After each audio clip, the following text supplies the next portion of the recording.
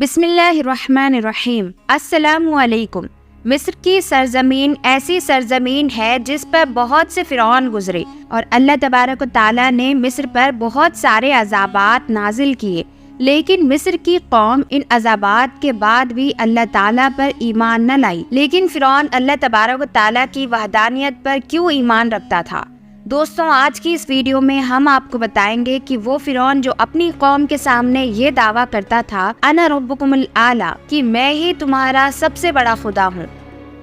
اور یہی فرعون اللہ تبارک و تعالیٰ پر ایمان کیسے لے کر آیا، اور فرعون ایسا کون سا عمل کرتا تھا جس کی وجہ سے اس کی ہر دعا قبول ہوتی تھی؟ جس فرعون کی ہر دعا قبول ہوتی تھی، اس کے باوجود بھی اللہ تبارک و تعالیٰ نے اسے غرق کیوں کیا اور دنیا کے لیے عبرت کا نشان کیوں بنایا؟ اور جب فرعون غرق ہو رہا تھا تو اللہ تبارک و تعالیٰ کے مقرب فرشتے حضرت جبرائیل علیہ السلام اور حضرت میکائیل علیہ السلام فرعون کے پاس کیا کرنے آئے تھے؟ ان سارے سوالات کے جوابات قرآن اور حدیث کی روشنی میں آج کی اس ویڈیو میں ہم آپ کو بتائیں گے، اس لیے آپ سے گزارش ہے کہ ہماری اس ویڈیو کو اینڈ تک ضرور دیکھیے۔ دوستو، فرعون مصر کی تاریخ کا وہ بدبخت بادشاہ تھا جس نے خدائی کا دعویٰ کیا تھا، اور جب اس نے خدائی کا دعویٰ کرنا چاہا تو اس نے سب سے پہلے مصر کے اندر دین اسلام کی تبلیغ پر پابندی لگا دی اور لوگوں کو پڑھنے لکھنے سے روک دیا تاکہ لوگوں میں جہالت پیدا ہو جائے، کیونکہ مصر کے اس دور میں بھی کچھ لوگ ایسے تھے جو اللہ تعالیٰ کی وحدانیت پر ایمان رکھتے تھے اور جو حضرت یوسف علیہ السلام کے دین پر قائم تھے۔ جیسے ہی فرعون نے علم حاصل کرنے پر پابندی لگا دی تو کچھ عرصے میں ہی لوگ جاہل بننا شروع ہو گئے، اور نئی آنے والی نسلوں کو اس بات کا بالکل بھی علم نہ تھا کہ ہمارا خدا کون ہے۔ لوگوں کی اس جہالت کے بعد فرعون نے لوگوں کو بتوں کی پوجا کرنے میں لگا دیا۔ اب مصر کے ہر گھر میں بتوں کی پوجا کی جانے لگی اور لوگ اللہ تبارک و تعالیٰ کی ذات سے دور ہونے لگے، اور جب لوگ بتوں کی پوجا کے عادی ہو گئے تو اس وقت فرعون نے خدائی کا دعویٰ کرنا چاہا۔ چنانچہ فرعون نے ایک دن مصر کے تمام لوگوں کو اکٹھا کر کے خدائی کا دعویٰ کر دیا اور مصر کے لوگوں کو حکم دیا کہ وہ آج سے اس کی پوجا کرے۔ دوستوں، اس وقت میں ایک قبطی قوم جو تعداد میں بہت زیادہ تھی، ان لوگوں نے فرعون کو خدا تسلیم کر لیا اور اس کی پوجا کرنے لگ گئے، لیکن اس وقت بھی چند لوگ ایسے تھے جن کے دل ایمان کی روشنی سے منور تھے اور انہوں نے فرعون کو خدا تسلیم کرنے سے انکار کر دیا۔ لہٰذا فرعون نے ان چند لوگوں کو اپنا غلام بنا لیا اور ان پر ظلم اور تشدد کے پہاڑ توڑنے لگا۔ فرعون تمام مشکل کام ان لوگوں سے لیا کرتا اور طرح طرح کے ظلم ڈھایا کرتا تھا۔ چونکہ مصر کے لوگ فرعون کو اپنا خدا مانتے تھے تو اپنی تمام حاجات فرعون کے سامنے پیش کرتے تھے اور فرعون ان کی ہر خواہش کو پورا کرتا تھا۔ چنانچہ قدرت الہی سے مصر کے اندر ایک مرتبہ ایسا ہوا کہ مصر میں قحط سالی ہو گئی، اور مصر کے وہ لوگ جو فرعون کو اپنا خدا مانتے تھے وہ فرعون کے پاس آئے اور کہنے لگے کہ مصر میں بارشیں نہیں ہو رہی اور دریائے نیل کا پانی بھی خشک ہو چکا ہے۔ چونکہ آپ ہمارے معبود ہیں، ہم آپ سے گزارش کرتے ہیں کہ آپ ہمارے لیے دریائے نیل کو جاری کر دیجیے۔ ان کی یہ بات سننے کے بعد فرعون دل ہی دل میں کہنے لگا کہ یہ کیسے ممکن ہے، لیکن اس نے لوگوں کے سامنے خدائی کا دعویٰ کر رکھا تھا، تو اس نے ان لوگوں سے کہا کہ تم لوگ چلے جاؤ، کل دریائے نیل کا پانی جاری ہو جائے گا۔ فرعون ساری رات تجسس میں پھرتا رہا کہ میں نے لوگوں کے سامنے خدائی کا دعویٰ کر رکھا ہے، اگر کل دریائے نیل کا پانی جاری نہ ہوا تو میں سب لوگوں کے سامنے جھوٹا ثابت ہو جاؤں گا۔ اسی کشمکش میں فرعون نے اپنا تاج شاہی سر پر رکھا اور اکیلے دریائے نیل کی طرف نکل پڑا، اور جب فرعون دریائے نیل کے پاس پہنچا تو اس نے دیکھا کہ دریائے نیل خشک پڑا ہوا ہے، دریائے نیل میں پانی کا ایک بھی خطرہ نہیں ہے۔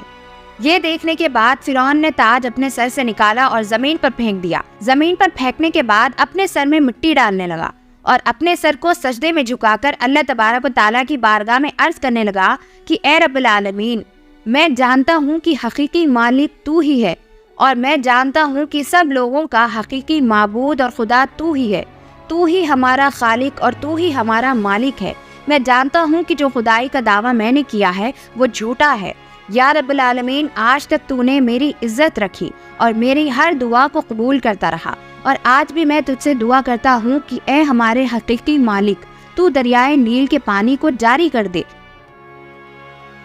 اس طرح فرعون اللہ تبارک و تعالیٰ کی بارگاہ میں رو رو کر گر گڑانے لگا اور اللہ تعالیٰ سے دعا مانگنے لگا اور عرض کرنے لگا کہ یا رب العالمین، میں جانتا ہوں کہ آخرت میں میرا کیا انجام ہوگا اور میرا ٹھکانہ جہنم ہے۔ پروردگار، میں آخرت کے بدلے دنیا کو اختیار کرتا ہوں اور مجھے آخرت کے بجائے دنیا میں سب کچھ عطا فرما دے۔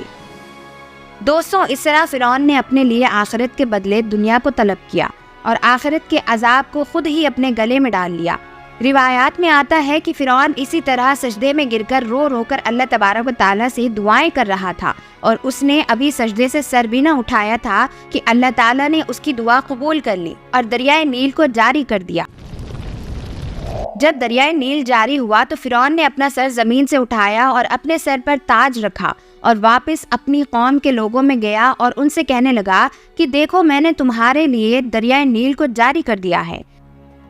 لوگوں نے جب دریائے نیل کو جاری دیکھا تو بہت خوش ہوئے کہ ہمارے معبود نے ہمارے لیے دریائے نیل کو جاری کر دیا ہے۔ دوستوں، اس روایت سے پتہ چلتا ہے کہ فرعون بھی اللہ تبارک و تعالیٰ کی وحدانیت پر ایمان رکھتا تھا اور وہ بھی اللہ تبارک و تعالیٰ کو مانتا تھا، لیکن کیونکہ اس نے آخرت کے بجائے دنیا کو اختیار کر لیا تھا اور آخرت کی ہمیشہ والی نعمتوں کو چھوڑ کر دنیا کی آسائشوں پر خوش ہوا، تو اللہ نے اس کی دعا قبول کر لی اور آخرت کے بجائے دنیا میں سب کچھ دے دیا۔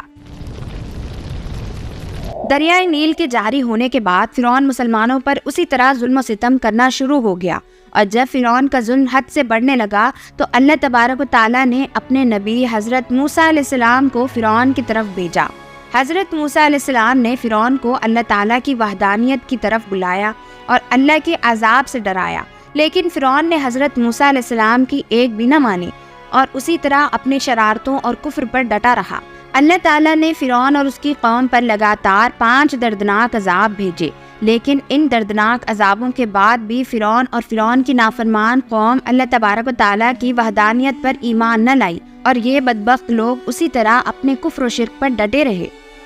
ان میں چند لوگ ہی ایسے تھے جو موسیٰ علیہ السلام کے ساتھ اللہ تعالیٰ کی وحدانیت پر ایمان لے کر آئے۔ بالآخر فرعون اور اس کے قوم جب ہدایت کے قابل نہ رہے اور کفر و شرک کرتے رہے تو اللہ تبارک و تعالیٰ نے حضرت موسیٰ علیہ السلام کو حکم دیا کہ آپ اپنی قوم کے ساتھ مصر کو چھوڑ دیں، اور اللہ تعالیٰ فرعون پر عذاب نازل کرنے والا ہے۔ حضرت موسیٰ علیہ السلام اپنی قوم کو لے کر مصر سے روانہ ہو گئے، اور جب اس بات کا پتہ فرعون کو چلا تو اس نے اپنا لشکر تیار کیا اور حضرت موسیٰ علیہ السلام اور آپ کی قوم کے تعاقب میں نکل پڑا۔ ادھر جب حضرت موسیٰ علیہ السلام اور آپ کا لشکر دریائے نیل کے کنارے پر جا پہنچا اور پیچھے سے فرعون کو آتا دیکھا تو آپ کی قوم کے لوگ ڈر گئے اور حضرت موسیٰ علیہ السلام سے کہنے لگے کہ آج ہم بچنے والے نہیں۔ اس وقت موسیٰ علیہ السلام اپنی قوم سے فرمانے لگے کہ میرا اللہ میرے ساتھ ہے۔ اللہ تعالیٰ نے اس وقت حضرت موسیٰ علیہ السلام کو یہ حکم دیا کہ آپ اپنا عصا دریائے نیل پر مارے۔ حضرت موسیٰ علیہ السلام نے جیسے ہی اپنا عصا مبارک کو دریائے نیل پر مارا تو دریائے نیل میں سے اللہ تعالیٰ کے حکم سے 12 راستے نکل آئے، جن راستوں کے ذریعے حضرت موسیٰ علیہ السلام اور آپ کی قوم دریائے نیل کو آسانی کے ساتھ پار کرنے میں کامیاب ہو گئے۔ اور جب فرعون کا لشکر دریائے نیل کے کنارے پر پہنچا تو یہ منظر دیکھ کر حیران ہو گیا کہ دریائے نیل میں سے راستے بنے ہوئے ہیں اور حضرت موسیٰ علیہ السلام اور آپ کی قوم ان راستوں سے دریا کو پار کر رہی ہے۔ اس منظر کو دیکھ کر بھی فرعون بدبخت اپنی قوم کو گمراہ کرنے سے باز نہ آیا اور کہنے لگا کہ دیکھو، دریا نے میرے لیے پہلے سے ہی راستہ بنا دیا ہے۔ اس وقت فرعون نے اپنے لشکر سے کہا کہ دریا میں اتر جاؤ، لیکن اس کی قوم نے دریا میں اترنے سے انکار کر دیا اور فرعون سے کہنے لگے کہ پہلے آپ اتریں، اس کے بعد ہم اتریں گے۔ جب فرعون نے اپنے گھوڑے کو دریا میں ڈالنے کے لیے ایڑی لگائی تو وہ گھوڑا آگے نہ بڑھا اور رک گیا، کیونکہ وہ اللہ تبارک و تعالیٰ کے عذاب کو دیکھ رہا تھا جو فرعون پر نازل ہونے والا تھا۔ دوستوں، روایات میں آتا ہے کہ جب فرعون کا گھوڑا دریا میں داخل نہیں ہو رہا تھا تو اس وقت حضرت جبرائیل علیہ السلام ایک گھوڑے پر تشریف لائے اور بعض روایات کے مطابق ایک گھوڑی پر تشریف لائے۔ اس وقت حضرت جبرائیل علیہ السلام کو فرعون اور اس کے لشکر میں سے کوئی بھی نہ دیکھ سکا، چنانچہ حضرت جبرائیل علیہ السلام نے اپنی گھوڑی کو فرعون کے گھوڑے کے پاس سے گزارا اور اس کو دریائے نیل میں ڈال دیا۔ جیسے ہی فرعون کے گھوڑے کے قریب سے وہ گھوڑی گزری تو فرعون کا گھوڑا دریا میں داخل ہو گیا۔ جیسے ہی فرعون کا گھوڑا دریا میں داخل ہونے لگا تو فرعون کے دل میں ایک ہیبت طاری ہو گئی کہ اس پر اب اللہ کا عذاب آنے والا ہے۔ فرعون اب یہ چاہتا تھا کہ اس کا گھوڑا دریا میں داخل نہ ہو، کیونکہ اب فرعون کو عذاب الہی کے آثار محسوس ہو رہے تھے۔ اور جیسے ہی فرعون کا گھوڑا پانی میں داخل ہوا تو اس کے پیچھے اس کا لشکر بھی دریا میں داخل ہو گیا،